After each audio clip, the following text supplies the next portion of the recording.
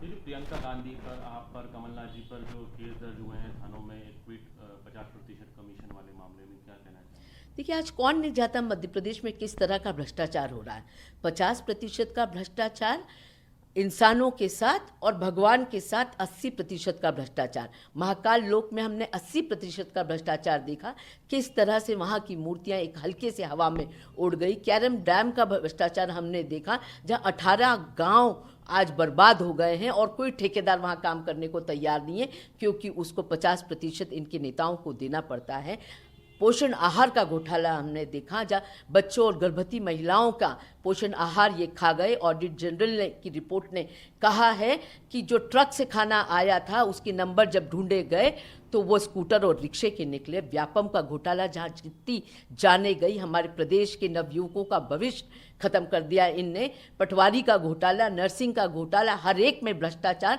कितने स्टिंग्स हुए हैं जहां साफ तौर पे पैसे की डिमांड करते हुए लोग सुनाई दिए गए हैं। तो ऐसे में ये समझ लें कि ये उन नेताओं पे उंगली उठा रहे हैं जो जिस पार्टी ने आज़ादी की लड़ाई लड़ी, जो अंग्रेज़ों से नहीं डरे, आज इन चोरों से क्या डरेंगे। कितनी एफआईआर कर ले, कोई फ़र्क नहीं पड़ता। हम जनता की आवाज़ को उठाते रहेंगे और इन भ्रष्ट लोगों को मध्य प्रदेश की जनता उखाड़ के फेंकेगी। इस पर कांग्रेस अब एफआईआर के बाद में क्या एक्शन लेने जा रही है? देखिए, कांग्रेस का संगठन इस लड़ाई को लड़ेगा।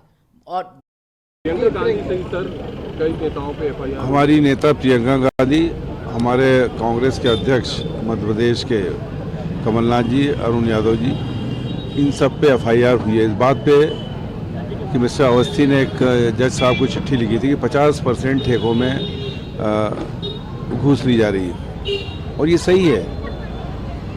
इस सरकारों में बीजेपी की अगर आप सच बोलोगे तो आप पे एफआईआर होगी। ये लोग 24 घंटे झूठ बोलते हैं पर इन पे कोई एफआईआर नहीं होती। लेकिन राहुल गांधी जी ने कहा है भारत जोड़ो यात्रा में कि हम डरेंगे नहीं, कोई डरो मत। और कांग्रेस का कोई भी नेता कितनी एफआईआर हो डरने वाला नहीं है। और ये 50% घूस ली जाती है कामों में, नामांतरण में, छोटे छोटे लेवल पर। और उनका ये कहना रहता है कि ऊपर तक पहुंचाते हैं हम ये पैसा। ये सरकार, जनता बर्बाद हो चुकी है और घूस में ही सरकारें चल रही है।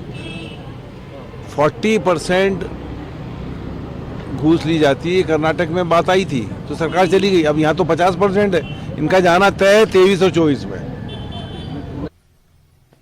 सर, प्रियंका गांधी सहित कई वरिष्ठ नेताओं पर एफआईआर हुई है भोपाल में। जिस तरह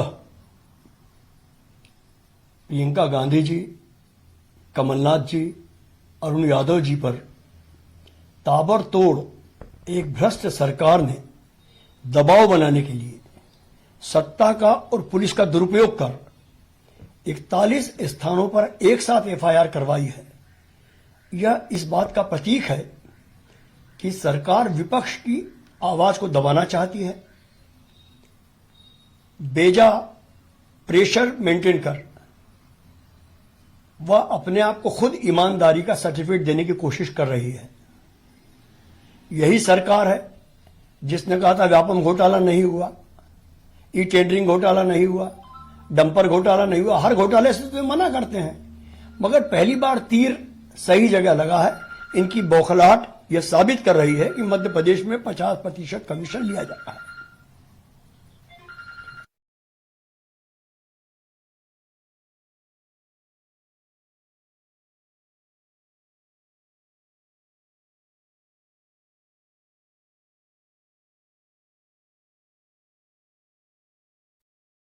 मध्य प्रदेश भ्रष्टाचार का एक बड़ा गढ़ बन चुका है और जैसा कि आप सबको पता है कि ये 50% कमीशन खोरों की सरकार मध्य प्रदेश में काम कर रही है। 2 दिन पूर्व हमने इस भ्रष्ट सरकार के खिलाफ आवाज उठाई और हमारे मध्य प्रदेश के ठेकेदार साथियों ने पत्र के माध्यम से किस तरह से 50% कमीशन से लिया जा रहा है उसका उल्लेख हाईकोर्ट जज ग्वालियर को किया है।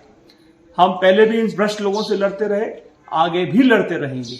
हमारे नेता राहुल जी ने स्पष्ट कहा था कि इस भ्रष्ट लोगों से, बेईमान लोगों से डरने की जरूरत नहीं है। और इसी को आगे बढ़ाते हुए मध्य प्रदेश कांग्रेस कमेटी के माध्यम से हमने इस आवाज को प्रदेश की जनता के सामने रखने का प्रयास किया है। हमारी नेता प्रियंका जी, कमलनाथ जी और मेरे खिलाफ एक एफआईआर दर्ज कल की गई है। लेकिन मैं स्पष्ट बता देना चाहता हूं कि पहले हम गोरों से लड़े थे और अब मध्य प्रदेश के इस भ्रष्ट कमीशन खोर